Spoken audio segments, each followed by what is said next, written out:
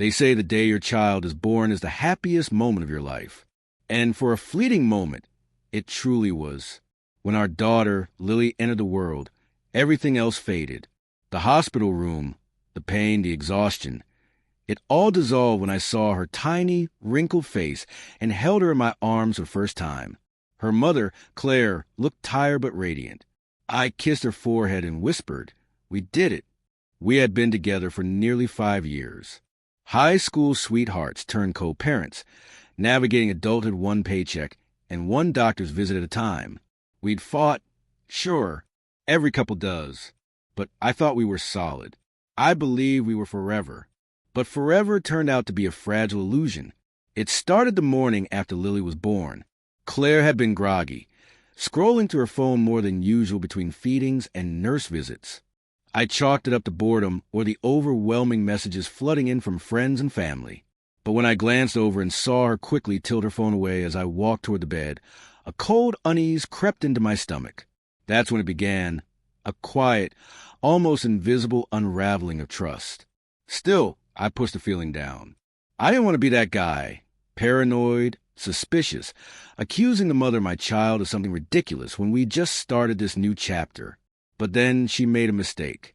We had set up our phones to sync through a shared Apple account, a leftover from a time when we trusted each other enough to share everything. Photos, calendars, reminders. Later that night, as I cradled Lily to sleep in the hospital room and Claire stepped into the bathroom, my iPad buzzed with a message preview from a number I didn't recognize. Can't stop thinking about last week. Wish I was holding you instead of him. I froze. I stared at it for a full minute, thinking maybe I misread. Maybe it was someone else's phone, another app. But then another message came through. "When can I see you again, baby? I don't care that you just gave birth. I need you." My heart stopped. I looked at the name.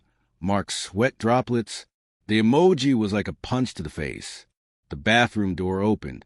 Claire emerged, smiling faintly, climbing back into the hospital bed as if nothing had happened. I tucked the iPad away. I couldn't speak. My mind raced. Was this real? Had she been cheating while I was holding our newborn? No, not just then. This message referred to last week, when she was 9 months pregnant. I felt sick. The truth unfolds. That night, I pretended to sleep while she dozed off. I opened the synced messages on the iPad. There they were, dozens of them. From Mark. He wasn't just some old friend. He was a co-worker from her old job. Someone she had told me was creepy and inappropriate. Someone I'd asked about months ago when I noticed he liked every photo of her, even the belly shots. The messages went back months. Flirty, sexual, explicit.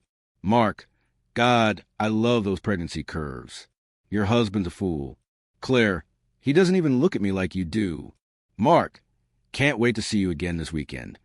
Claire, just don't leave Hickey's. He's still touchy. My throat went dry. Every message was a dagger. While I was painting Lily's nursery, assembling her crib, rubbing Claire's swollen feet at night, she was sneaking off to meet Mark. The most recent messages sealed it. Mark, sent at 2:44 a.m., the night after Lily was born. Congrats, Mama's smiling face with horns. Now it's my turn to see you again. Claire, give me 2 days. He'll be too exhausted to notice anything. I snapped. I waited until we got home from the hospital. I want to confront her in private, away from nurses, away from the baby's first moments being tarnished in front of strangers. The first night back, while Lily slept in the bassinet and Claire washed bottles in the kitchen, I walked in and laid the iPad on the counter. She looked at it, then at me. "What's this?" she asked cautiously.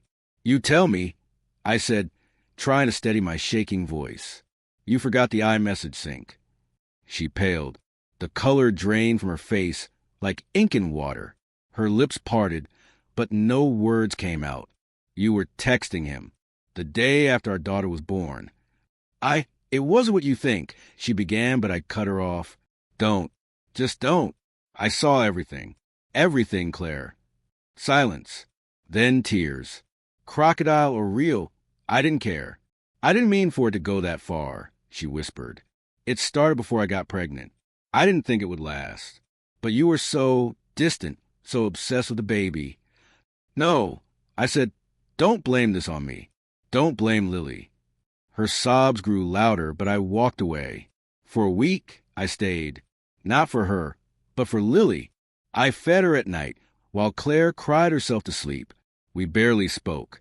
I couldn't even look at her without imagining him, in my place in my home, in her arms. I met with a lawyer on the 6th day, told her everything. Screenshots, text logs, all saved. Claire begged me not to leave. Not for her, but for our daughter. I'll do anything, she said. Therapy, counseling. Just don't take her away from me. I'm not taking her, I said, but I'm not staying either. Now, it's been 10 months. Lily is crawling now, babbling, holding onto my fingers as she tries to walk.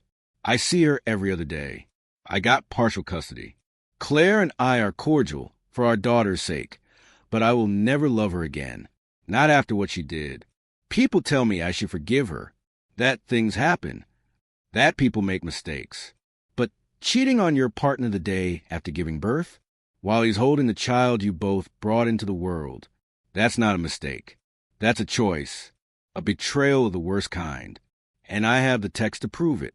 I sometimes stare at those old messages, not to torture myself, but to remind me of what I survived.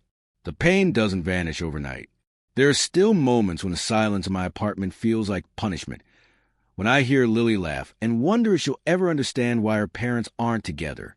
But then she wraps her tiny hand around my finger, and I remember why I kept going.